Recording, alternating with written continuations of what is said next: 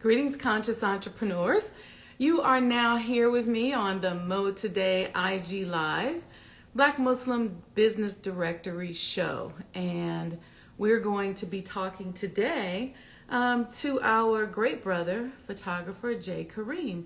And it looks like JKareem just joined us. And I'm going to wave at him and see. Let me get him an invitation to join us,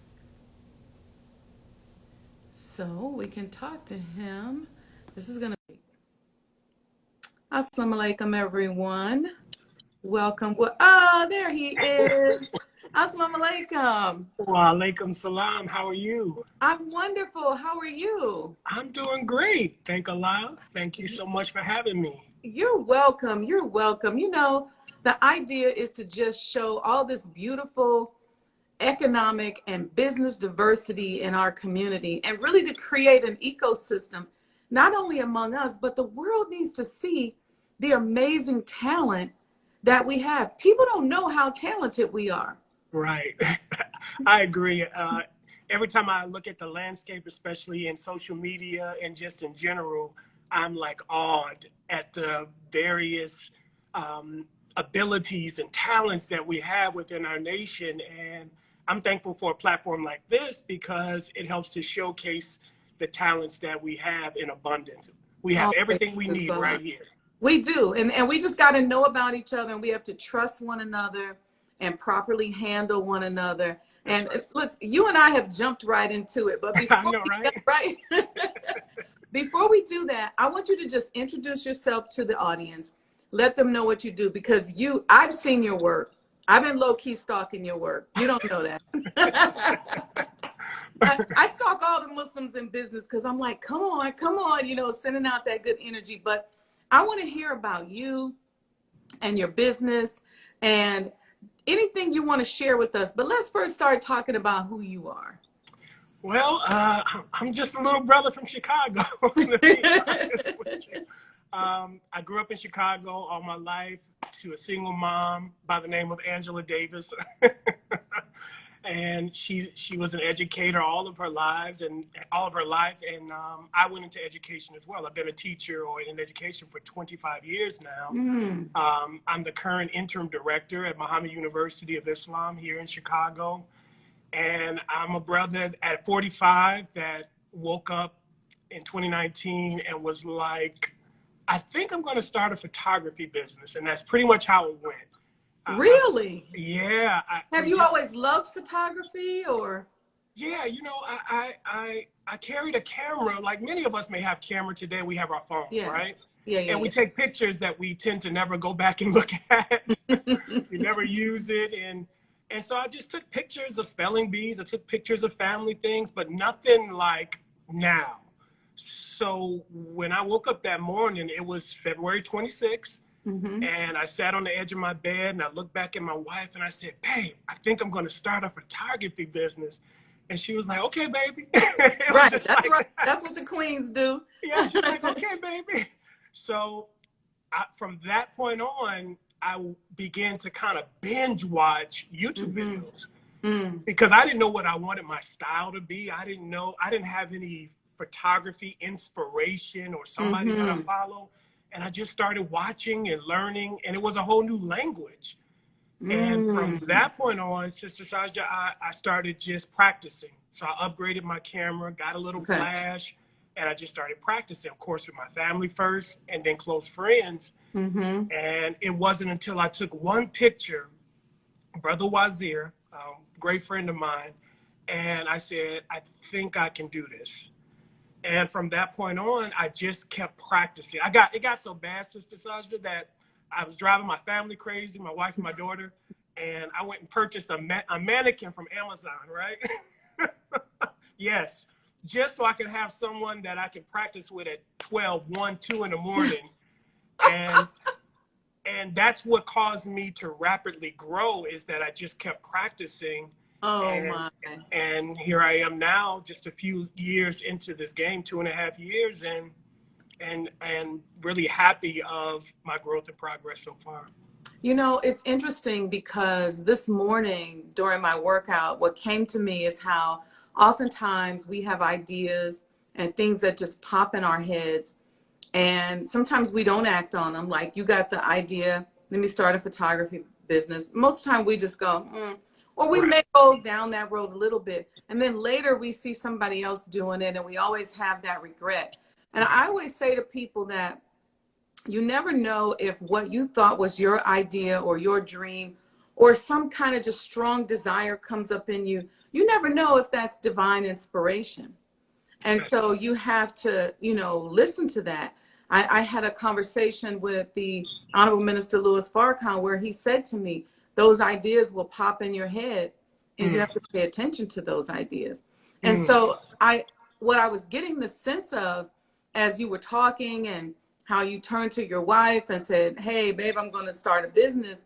And then looking at your work, I never would have known or even thought that it was something that you just started 2 years ago, first of all. And you had some form of divine, I believe, inspiration because your eye is good. And I pay attention to angles if I'm watching movies and I look at the cinematography, but I looked at the work you did with my beloved niece, Sister Sophia, and I said, this brother, he got something. Even before then, I would see your stuff and I would see your name. And I wanted to ask you, did you have that eye, or does it just kind of come to you as you're shooting and pointing the camera? Because, now they got everybody thinking they photographers. Right. The funny thing is I don't think about it much. I do have a planning process and I do work on inspiration. So like there'll be gaps of time where I don't post anything because I'm just not inspired at the moment. I do think it's divine in this sense.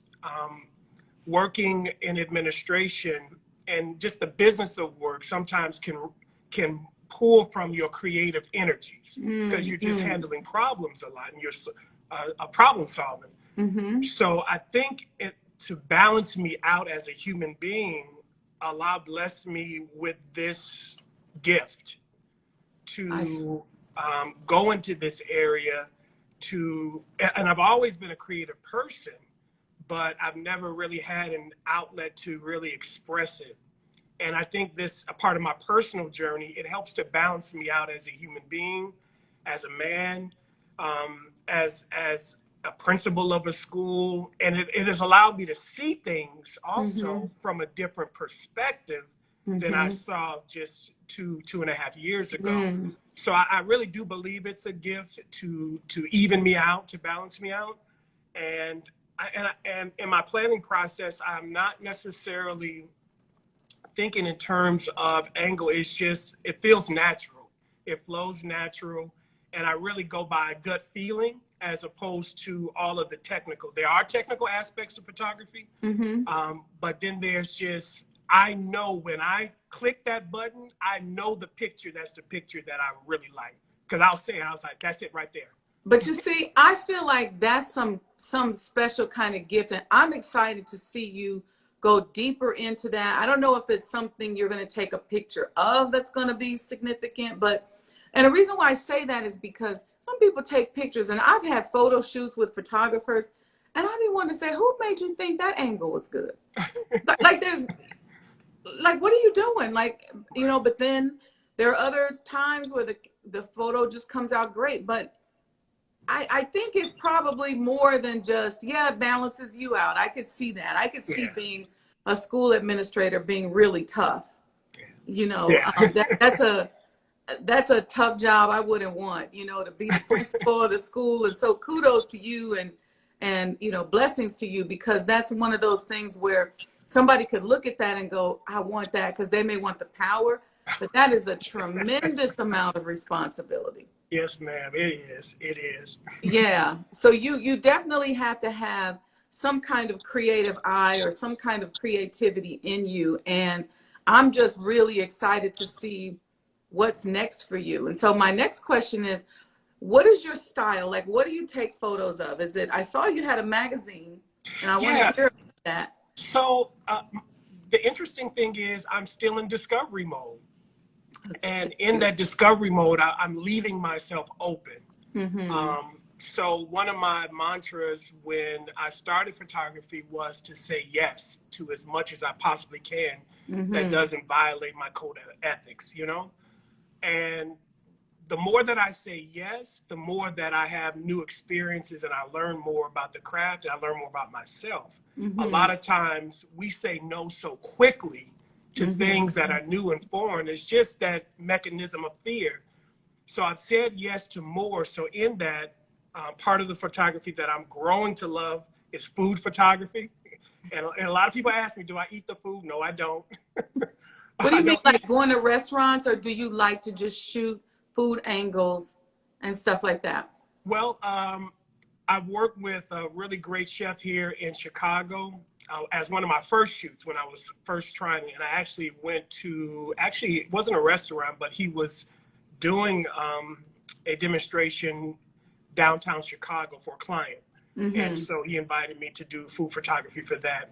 But my other clients normally will come to where I shoot my residence, and they'll lay out what they want shot, and we'll start to compose, and I'll shoot for them. So it can be a catering business. I just recently did a shoot for a up-and-coming juice company. A lot of different things. So I really enjoy it a lot, but I don't always eat I don't eat the food. There's one time that I purchased the food, but I don't.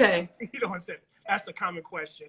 Because the way that we handle the food, it wouldn't be the best thing to do. Yeah, because you got to get it angled and all of that, and get the background together. Yep, and you're clipping things, you're sticking things into it, you're using things that are not edible to... Like to prop it up and stuff? Exactly. So, so food photography is one.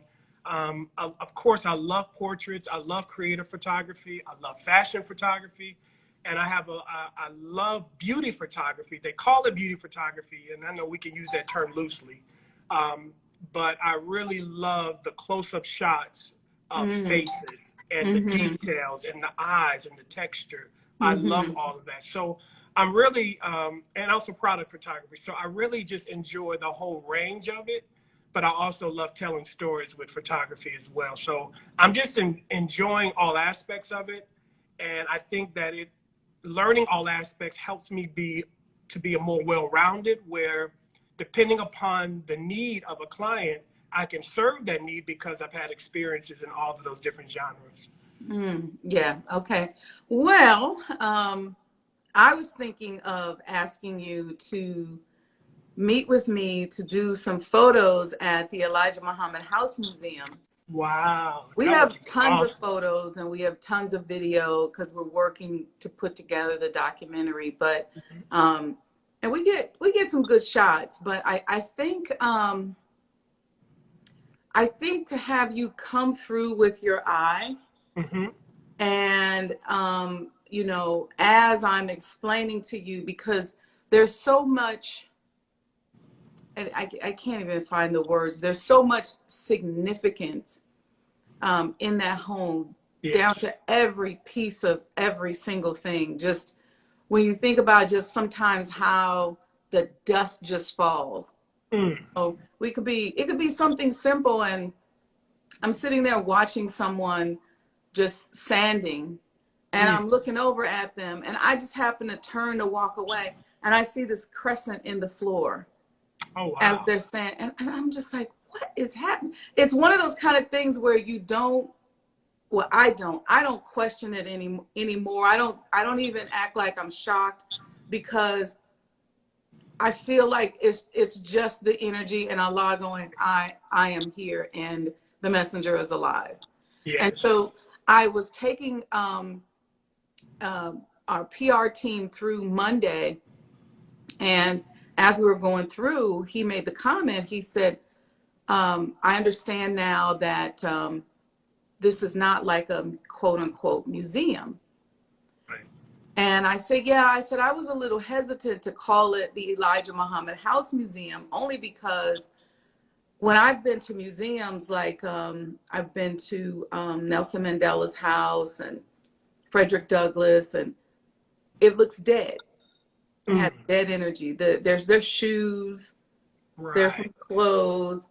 There's some stuff that they kind of try to prop over, like a dresser or the bed, to make it, and it looks like they left it there and never came back. Right. But when you go, and I think when you come there, you'll see what I mean. When you come there, the house is very much alive. And so the idea in the museum is to have it be a living museum. And so our technology, our exhibit, the way we're showing things is called He Lives. Mm, I like that. Because, you know, the events in the museum, yeah, you'll be able to tour, but, you know, we'll be able to film some things and photograph some things that I think will be amazing. And I would like to, I'm going off of inspiration here. Yes. I'm working on a pictorial documentary coffee table book where it would have pictures and maybe some of my handwritten notes or notes from somebody, where we just kind of explain what was happening. And it can be a big coffee table book that will ultimately lead to the documentary. But I think it would be awesome for you to come through just with your camera, take some stills. And I'd love to see what you see, because you're not coming in as that, you know, career photographer. Correct. Who's caught up in the technical, because no offense against anybody else that's come, but that's what I'm getting. Oh, well, it'll be better if this or that. But when you come in with that raw eye, like what you've demonstrated on your stuff, I think you will see more than what you could ever imagine. Just the spirit of it, and capture it so that it appears as alive as it is. I love it. I would be honored to. It's a yes. That's my mantra. Well, I kind of figured that, since that was your mantra. I was like, he's gonna say yes. He's gonna say yes, right? But I mean, it's not a museum, but it represents a man that's alive, and I love it. I love it. You know, I love the concept. I love what it means, and as you said, the significance in all of it will continue to unfold. Sometimes we do things at a certain period of time that we don't understand in the moment its future impact. Speak on that. So sometimes we, like as a teacher, I always tell the instructors, you are planting seeds. So you don't always get the benefit of your hard work the year that you work with those students. Sometimes the teacher after you, or several years after you, gets the benefit of that growth. And so it's the same with all of the work that we do. We really don't know what, I don't want to say what we're doing, but we really don't know the greater impact. We just can't see it yet. So I'd be happy. Yeah. I always say I of myself am nothing, that, and I understand that now, because even with this project, when I look back over my life and things pop up that I didn't have in my conscious mind, and I'll say, I remember the minister saying this, Right. you know, way back when I was, you know, working at the National Center. Did he say that? And then I go, yeah, I remember that. You know, but you just never know. Like you said, those seeds are planted. What seeds do you think were planted in you to lead you to where you are today? Oh man, I know my mom planted seeds. As it relates to education. It's natural. Most children are inspired by their parents. But I'm really trying to figure it out, to be honest with you, especially as it relates to photography. I just don't know where it came from. I can only say Allah, because he's the source of all creativity and he's the source of our lives. But I'll be honest, I feel that I have something to do with it, and I've had little inklings of it. When I was blessed to go to Mecca with the Honorable Minister Louis Farrakhan and the delegation, I captured thousands of pictures that had never been seen. They're just for archive purposes, you know, and maybe one day it'll become a coffee table book. I know Brother Saad has mentioned that to me on several occasions. But there are some photographs that I've taken that have just been, at this moment, some priceless photographs of just certain things. I don't want to go into it, but just clients that I've had that I just think were priceless. But then the funny thing is, every time I click the shutter, I always find a new photograph that I love. So with me, I don't make a big deal out of it. I just do it. Yes. And because I know it's unfolding, it's evolving, so I just do it. And then I look back and say, man, this is pretty cool. And then sometimes I'm my harshest critic. I'm like, ooh, I don't like that anymore. No, I'm 100% with you as a creator, because I started out in the technical side of business. And then as I started to move into, from accounting and finance into being a developer and then to being a creative developer, I would honestly say, somebody asked me the other day, they said, well, who are you? And I said, I'm evolving. Yes. It's an evolutionary process. And I think that's a good space to be in, because I think then Allah says, I can use that one. Yes. And it's like the Quran says, being complete yet not complete. Yes. We're not where we are. We're complete in the moment, but we're not, because we are an evolving reality. And sometimes when we feel that, I'm a teacher, that's it. I've always been uncomfortable with that, because society will tell you, well, you need to be a teacher till you retire and then you die. And I'm not comfortable with that. Right. I'm more than that. Right. And so part of what I wanted to do is also inspire people who are approaching 50, who think that this is it. This is the downward spiral of my life. This retirement. It's like, no, start something new. Yeah, because now you know yourself, right? In our 20s and 30s, we didn't know what we were doing. We just flailing around, trying to, just hoping we get it right, and if we're blessed to make it. But now, it's like, I get it. I'm more of the woman that I was at that time, and now I'm just expounding and growing and evolving, and it's just so beautiful. And so to be able to share that through photography is a great gift. So thank you for following that divine inspiration. Yes, ma'am. You mentioned earlier about the magazine that I started called The Asiatic, and I wanted to circle back because the whole idea of it was really to give a platform to creatives. Makers, owners, and creators. And so I started, and of course, with the schedule that I have between school in the day and then photography at night and on the weekends, you can imagine. I know. It's crazy. But I do want to continue it, because I think that we need to produce our own platforms, just as this platform, for people who create, who produce, who may not normally get in somebody else's magazine. So we create our own platforms and magazines to highlight those in our community that are doing great things. So that was the idea behind it. And I said, you know what? I can couple it with my photography to showcase them and their work in a beautiful way so that people can see them in a proper way. So that was the idea behind that. I love it. Are you going to continue with it? I am. I took a little minute from it because I was trying to pace myself in doing a monthly issue, but then of course with school and everything, I just could not find the time. And then also I work by inspiration. So I'm looking for certain people to be a part of it. There's a whole bunch of people that can be a part of it, but as you're growing and building it, you're looking for certain people to be a part of it so that I can be inspired to really do my best work and showcase them the best as well. You have to feel it in your soul. Yep, totally. And in your gut. Totally. Yeah, no, I get that. You could do it quarterly. Absolutely, you're right. So I got you inspired me to jump back on. You can do it quarterly. I just think it's so beautiful, and I believe it's so needed, and it really helps to showcase the diversity among us. Because I'm out here telling people, look, we are a formidable group of people. We are investment worthy. We are brilliant. I've been in business for a while, and I know what it's like to find that brilliant person, but then the ethics aren't there.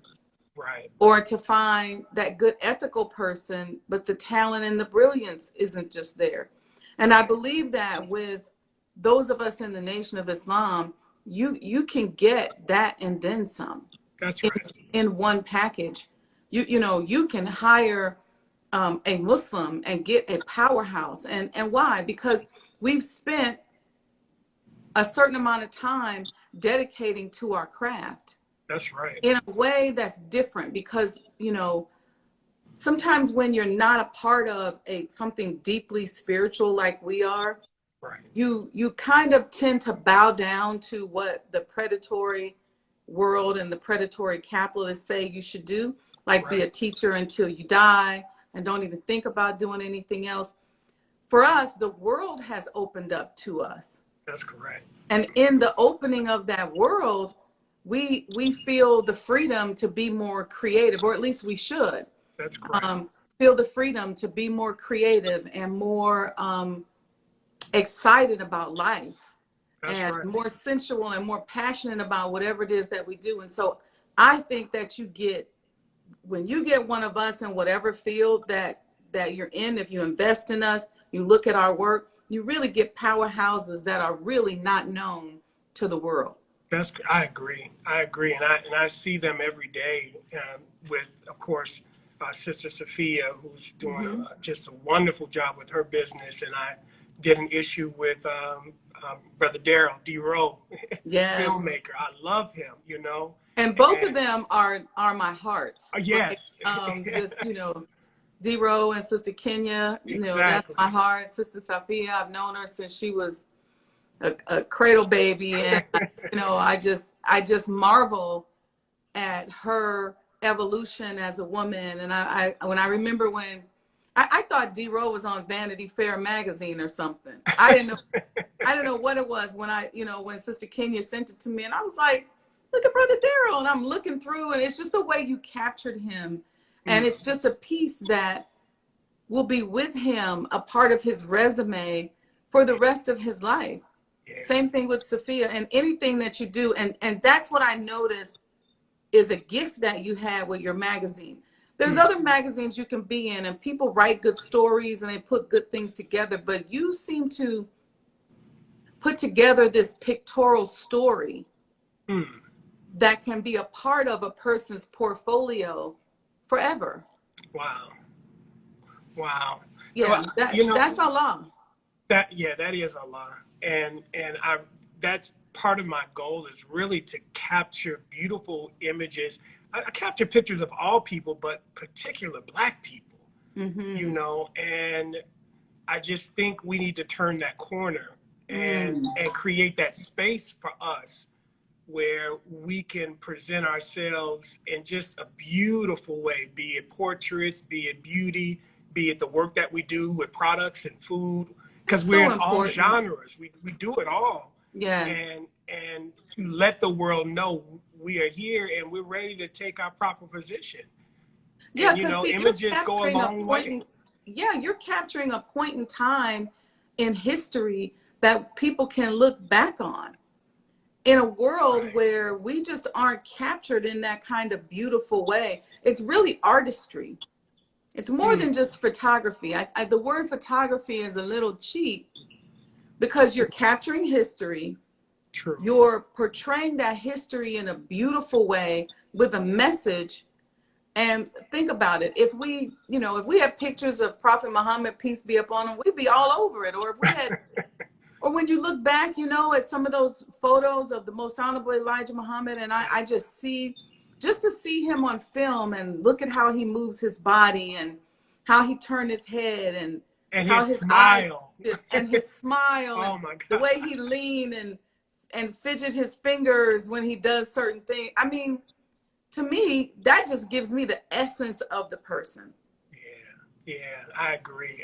It's the images. There's a reason why images are so powerful in this world, and it can be used in a positive way, and we know that it can be used to destroy a people as well. And part of what I want to do is to find ways to uplift, to capture those stories. And there's so much more that I want to do, you know, and I will do. Even with my education journey, it may not be forever. I may, at a certain point in a couple of years, just go full photography, you know. You may always be a teacher because you're teaching through your work. That's true. That's right? True. So, that's true. And don't count out the fact that you just, there's work, there's art, but your pictures and your photos can be used for so many other things. Yeah, I So many agree. other byproducts. I mean, I have this coffee mug from NOI Archives, and it's Oh, got wow. photos on it. Wow. I That's mean, I can think, I'm just looking around here in my office, and there's so many other ways that your work can be packaged and captured. absolutely. So you should never go forward with your artistry thinking, I won't ever be able to eat off of it, because Yeah, you you're right. will.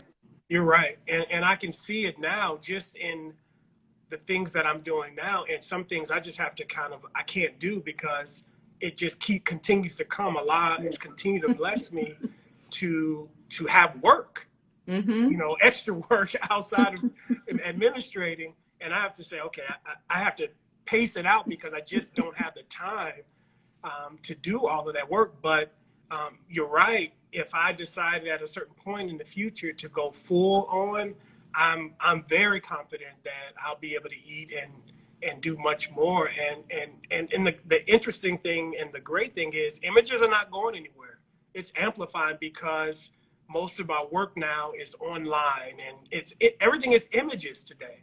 So I know that I'll be able to continue as I continue to grow in my work to serve many communities and clients moving forward. Mm-hmm. So I'm just excited. I love it. And forgive me for using the word eat to make it sound limited. When I say eat, I mean eat and flourish. Oh, yeah, absolutely. Because, our definition of eat is just, I tell people I'm working on becoming a billionaire because that's just how many more people I can help and just Hmm. how many more choices I can have. So when I say eat, I That's don't mean just eat. I don't mean just living hand to mouth. I mean you just really flourishing and continuing to make a difference as a teacher that's in right. the realm of artistry and, photography and all of that. So, Absolutely. and it's something you said, it comes, when Allah gets on you, when I said a prayer maybe about 10 years ago, and I was in my office in Chicago, and I said, Allah, if you allow me to be your conduit, Mhm. I would do what I can to keep the conduit right and together for you, and I will do what I can to be of service to you. Mhm. And it's like when I opened up to that, it's like I got so busy. Like, some days I go, Allah, can I just lay down just a You're little bit? Just lay down for a minute. right. Can I get a minute? Because, it's like he just comes rushing in, which Yes. shows you that he's always there. We just have to open up to him. No, I have that experience quite frequently Mm-hmm. where Allah is constantly blessing you with opportunities and things to do, and it's like, okay, sir, can I just have Yes. the weekend? Can I just the weekend, sir? And I'll pick it Just up on one day. Monday. Right? Because they say be careful what you ask for. That's right. Because I when do you the get same it, thing. yeah, when you get it, sometimes you haven't had enough, you haven't lifted enough weights to handle it. Mm-hmm. So sometimes you need it gradual so you can build the capacity.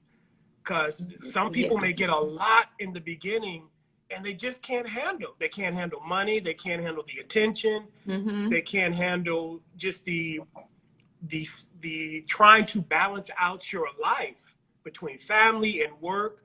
So Allah will, give you what you ask for so that you can realize for yourself. He's so beautiful.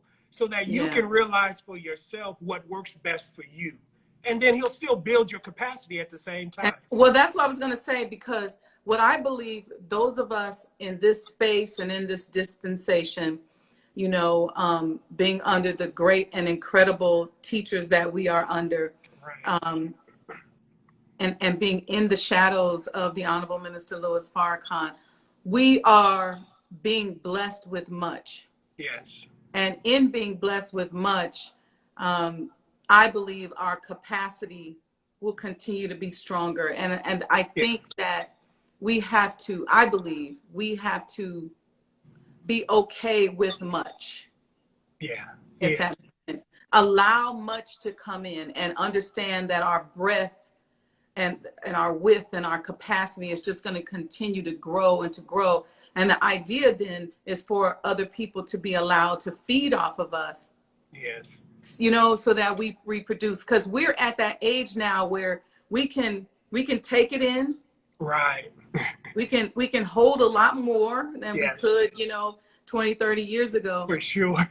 But we also now understand that there's those that are coming after us that we have to feed and give to. So that's right. I think once we start flowing and letting it go, we'll have much flow through us. We'll be these big, wide conduits, but people will be able to come and nurse from us. So that's the beautiful thing. It sure is. The whole growth process and just learning to balance yourself out with the help of Allah, you know, it just really, you're constantly reflecting, evolving, examining yourself, and just trying to be a better person, a better human being, be really good at what you do, offer a good service to people that they will be happy with and that you're happy with as well. And, you know, in your 20s, you're just kind of, like you said, flailing, you're rushing, but then you get into your 40s, going into your 50s, you're like, I think I got this. I might got it. Yeah. It's like, okay, I got you. I hear you a lot, because before I wasn't listening. Yeah. Now I'm listening. It's like, okay, I hear you. I see where you're pushing me. Or you think you were listening, but you realize now that you really didn't have the capacity to hear, even though you thought you was all that. That's right. That's right. You didn't have the understanding or really appreciation. Because appreciation comes through that experience that you go through of gaining and losing. You're like, oh man, I really had something. Yeah. But I couldn't recognize it in my midst until it was gone. And then perchance or by chance, Allah brings it back to you. Now it's a whole nother game. Now it's like, oh, you allowed it to come back to me. You brought it back to me, and usually when he brings it back, it's bigger and greater and more beautiful. Greater. And so I find myself going, oh, I seen this before. I'm passing this test. No, I got this one. That's real. So yeah, this journey really has been for me just something that really has allowed me to better understand myself and to see new ways that I can serve and do things and just not be boxed in and not feel that I can't continue to grow and try new things. And I find, like I mentioned, a lot of people just stuck just trying to pay a bill, you know, but never are happy with what they're doing and afraid to work on that idea that comes into their head every morning. Yes. You know, and they're like, yeah, I'm going to do it tomorrow. Yes. And tomorrow never comes, and then regret starts to set in because circumstances may now box you in, where it could be health, where now you can't really get out and do the things you used to do. It could be financial situations. But I just want to encourage anyone, whatever idea that you have, start soonest after this broadcast. That's right. Now. That's right.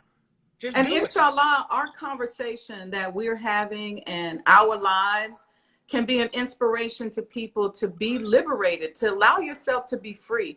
You know, we get so, we get boxed in by so many things, labels, titles, and then we box ourselves in when we say, well, I'm a teacher or I'm an accountant and that's who I am. And then we're afraid to take any risks or do anything that's going to allow us to expand and allow Allah to answer our prayers, right? That's right. We pray, but then that means we got to get out of the box. That's right. And so you must have had some kind of prayer to be more creative, or just, even if you didn't say it verbally, somehow your soul was calling for more creativity and more expansion, and Allah gave it to you and you answered. That you are absolutely right. It's my internal thoughts. You know, sometimes it's not just on the prayer rug, but it's your conversations in your mind. And I'm always in my mind trying to figure things out. And sometimes the voices in your mind are other people. I'm gonna say it's other people. It's not even your own thoughts. It's what people say about you. It's it's your own concoction of what you think they're going to say. Say that again. And so based upon crazy conversations in my own head with things that are not real, I would pull back. No, I can't be a photographer. I'm a principal. How would that look, me taking that this is the struggle. And it's a real ongoing struggle. It's like, how would that look? How would that, no, I can't do that. No, that's not going to look. Then at a certain point, I had to give myself permission. I had to give myself permission to make a go at it. And when I did it, it just opened up. And my happiness level began to increase. Yeah. Did you feel that you were more at peace? Yes, it's like breathing. So this is how photography is like relaxation for me.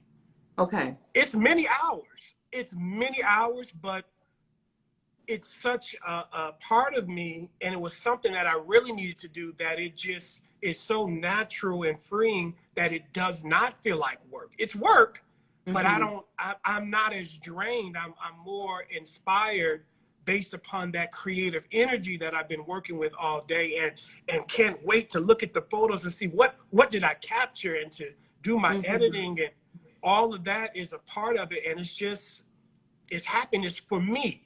You know, and that's what matters.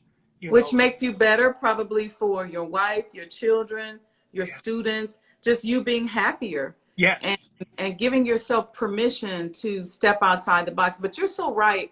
I used to teach a webinar about people who respond to all the stuff in their head, what somebody's going to say, and what somebody said to them. Somebody drops a seed on them. And then pretty soon our entire life and all our choices and all our decisions are based upon this crap that somebody put in our head that ain't even true. And then you look up and that person that went on about their business. That's right. and you're sitting there festering in that toxicity. I shoulda, I coulda, I woulda, and it never materializes. Yeah. And that's the one thing that I encourage people the most, is get out of your head. You're gonna have people that are but it's your life. Yes. And every time you turn on the news and it's so morbid, or someone in your immediate community and someone passes, it's just always a reminder, stop putting stuff off. Because we never know when that time will come. And if we're blessed to see old age, all praise is due to Allah. You don't want to have the regret. You know what? When I was in my 40s, I should have. Yeah. I should have. And you know what I really enjoy looking at? When I look back at 2 years ago, when I first started, and where I am now, I try to silently congratulate myself for actually doing it. Because had I not done the things before, I would not be in the space that I am now. And in all honesty, I don't feel like I'm there yet. I don't know what there is, but I'm happy with my work and where I am now. And I know there's so much more that I want to do, and areas that I want to grow into.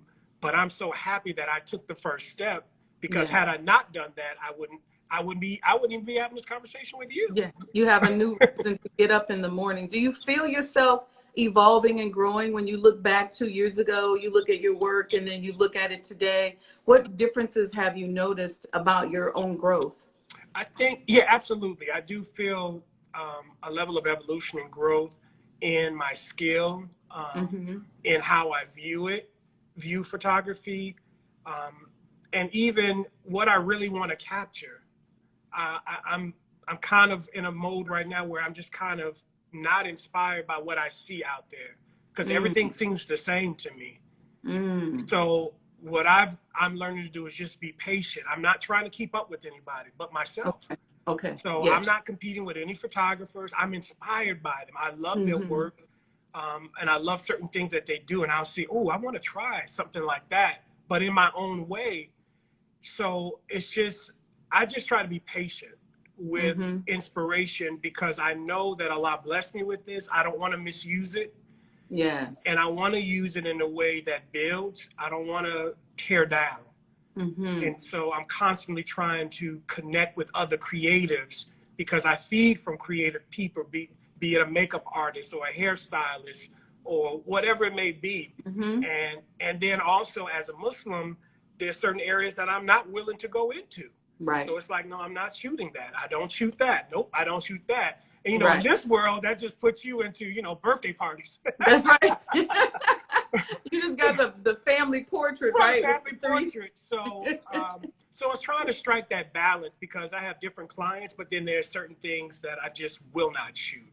You know, because it's outside of my code of belief and ethics, and it makes me incredibly uncomfortable to even consider that. So, but I feel that I'm growing every day as long as I continue to practice and pick up that camera and just shoot every day or every chance that I get. And I think you already know, you know, not compromising the reward that is there. And I say to people all the time, like, you know, and I've lived my career like that, just putting one step in front of the other. And sometimes when there are a lot of things that you know you won't do, you're walking a narrow path, and it may look like it's a slow path, but then Allah will reward you with something that's so big and so great and so next level that you couldn't have asked for it, or you wouldn't even have had the capacity to ask for it. So how can people reach you? I know you're not taking a whole lot of clients, but let's put it out there on how they can reach you if they want to bring you on board or hire you. I know you're busy, and I got first dibs. So. yes, ma'am. Well, definitely through Instagram, JKareem1, the number 1. Please follow, and also my website, JKareem.com. Those are my 2 main areas that I can be reached. And definitely, I'm always open to work with all types of creatives and collaborate also on different projects. So yeah, those are the 2 main areas: Instagram and my website, JKareem.com. Okay, and I would like to offer you a challenge to try your eye at some spiritual, archaeological construction and development. And I think you might have a new passion when you see that. I'm in. Let's do it. So I will have Sister Khadisa to reach out to you. We'll schedule something. I know your schedule's busy. I completely respect that. And you can just come over, and I just want to show you things. I would say bring your camera. Absolutely. And you may say, Wendy, I don't know about this construction stuff, but I don't think so. I think I find beauty everywhere. Yeah. And I can find it in construction. Quick story, I was doing a birthday photo shoot for a client in Hyde Park. We were at a record store, and there was a man approaching, and I was just going to get out of his way so he can pass my line of sight. And when I looked at him and saw his face, he had a pipe in his mouth, and it was just this older brother. And I just said, "Sir, is it okay if I take your picture?" Yes. He stopped for a second. He's like, "Sure." He put his pipe in his mouth, and I took the picture, and I posted it to Instagram. It was one of the pictures that people love the most. But it's that inspiration. It's that moment that you see something that just compels you to capture it. And it's the same with the project that you're mentioning. You can walk in a space, and there's so many things that are there that somebody would think would be junk or that's not significant, and it really is significant. And so I'm totally open. open. No, I would appreciate that. You know, when I tell you one quick story, I have a piece of the limestone cornerstone of the building. Oh, wow. And for the construction workers to think, look down there and say, oh, that corner piece is loose. Let's put a rope around it and bring it up because, you know, Miss Wendy may want this. And I said, wait, where'd that come from? They said, over here is the corner. And I think they thought, because there's a language barrier, they thought that I was asking maybe in a more negative way, but I was really blown away that Allah had inspired them to pull up the cornerstone of the building. Wow. Like Allah, what? Like what? Right. And so I said, can I just be clear on where this came from? You know, because I want to just be clear. And they took me there and, you know, showed me. and I'm looking around to make sure I'm in the corner because now it's so surreal. And I believe that with a person that's open like you, if you're able to come in and bring your camera, that you'll see certain things that a lot of people probably would miss because they have no idea what the cornerstone of a building means to us, considering the building that it comes from, but they're just following inspiration. So imagine, you know, in our case, with a little bit more so-called consciousness, what we could in fact capture. That's right. I'm happy to. Please, we will definitely set that up. Yes. Go over so all praises due to Allah. Maybe we'll get some good weather and stop raining in the next couple. I think the weekend is going to be nice too. Yeah. But even the rain over there is beautiful. Right. Yes, I'm looking out the window now. It's raining right now, but I'm totally open to any day. We can definitely do that. Absolutely. Well, thank you, sir. Thank you for joining me. This has been a wonderful conversation. Thank you. Congratulations. And I'm grateful that Allah has trusted you with something, and I'm looking forward to seeing what that is. I appreciate it. Thank you so much, Sister Sajdah. I appreciate it, and may Allah continue to bless you with great work and great success. All praises due to Allah. Give your family the greetings and all the babies at MUI. Yes, ma'am. You as well. Thank you. Assalamu alaikum. Thank you, Alaikum everyone. salam. Thank you. Be sure to go follow JKareem 1. Okay, and I'll put it in when I repost this, I'll put it there so they know where to follow you. Okay, thank you so much. Okay, assalamu alaikum. Wa alaikum salam.